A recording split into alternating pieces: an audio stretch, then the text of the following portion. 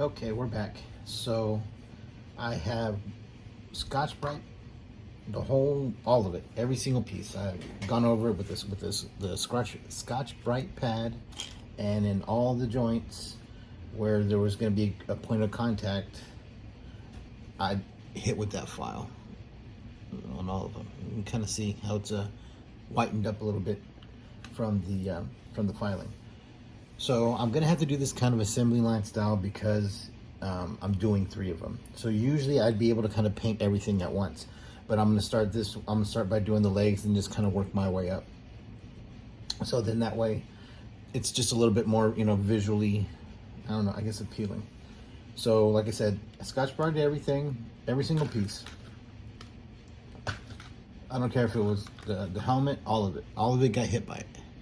Right, and so then that's what I'm gonna kind of do. I'm just gonna kind of like do it in sections like that. So then what I'm gonna do is I'm gonna be priming it first. And so here is the primer and the paints that I have chosen to do, to use on this guy. So we're gonna use Army Painter War Paints Matte Gray Air Primer. For the grays, we're gonna be using, from the same company, the same line, Uniform Gray and Cadre Gray. And then for the red kind of accents and pops, we're going to be using Pure Red, both the brush version and the airbrush version. And then that's it, because all the other stuff that's black is it's already black. So like the boots, we're not going to repaint. His belt and stuff like that, we're not going to repaint. So we really don't have any need for black. The other thing black I might do is going to be these the knee pads, but I might just leave these black and brush paint these so I don't have to go over it again. Okay, so I got everything lined up on these trays. This is how I paint them on these trays like this. So then that way you can pull each one off and you can spray it, all the way around 360 degrees and then, put it back. It gives you the ability to do that with every single piece as opposed to just kind of laying it on like a paper plate or something like that. Okay. So I'm gonna get up there and I'm gonna start spraying it now. And then once we get everything sprayed, we get all of this shit primed, then we're gonna start shooting the, I'm gonna shoot the lighter gray first. I'm gonna shoot the Cadre Gray. And then once we get to that point, we're gonna go over how I select which part gets which color and how we get it to where no color is next to itself. So then that way you have it like this, to where you have, where you can see everything and nothing looks muddled. So then that way it looks good. And so also that way you don't just do it all one color and make it real kind of monotone. Now I realize that's how it kind of looked here, but we're still gonna follow that same sort of 3-colored pattern, right?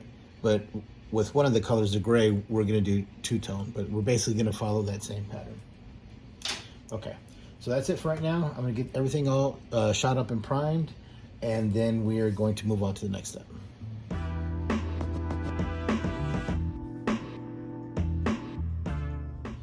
Okay, we're back and we have everything primed. Everything that we are going to paint has been primed. The body, as far as the body goes. So the heads, I'm going to hand paint, so I'm gonna do them in a separate process. And then the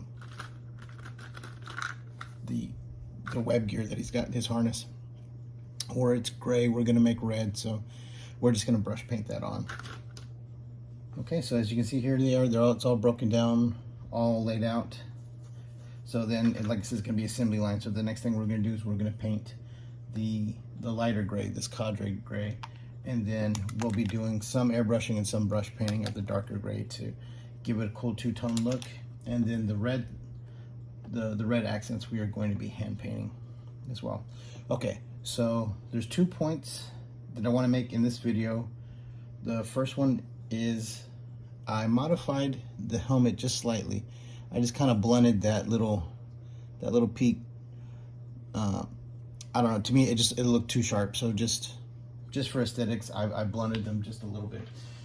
And then the second thing is, while all this is going on and the paint is drying, I need to figure out how to make this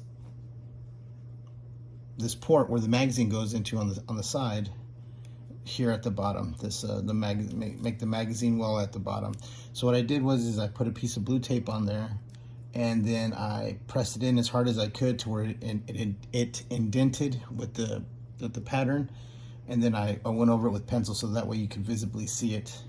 So then what I'm going to do next is I'm going to cut it down to where there isn't a lot of access on the side, so that way we can be a little bit more accurate with where we put it. So then we just got to kind of figure out where we want it.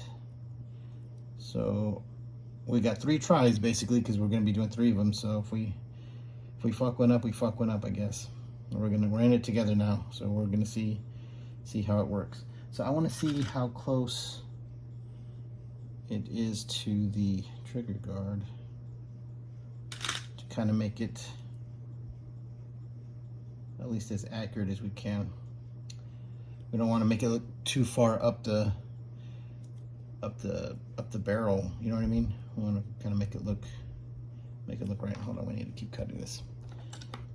So this is going to be one of the parts where I don't really fast forward through, because I want the people who want to do this be able to see how I try to do it. You know what I mean? And if this works, then, you know what I mean, this video is, you know, going to help those people out. I know a lot of people probably like the gun the way it is, and that's fine, but I don't.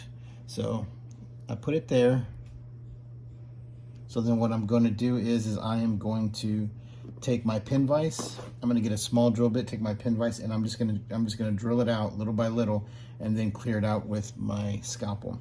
So I'm going to do that, and then I am going to lay on the Cadre Gray over all of this stuff, and then we'll come back, and then I'll show how I pick what I want to be this dark gray and what I want to be red, and then all the stuff that we're going to leave black. So then that way we got basically like a 4 color scheme, right? Okay, so hang tight. I'm going to get that done, and then I'll be back in just a minute.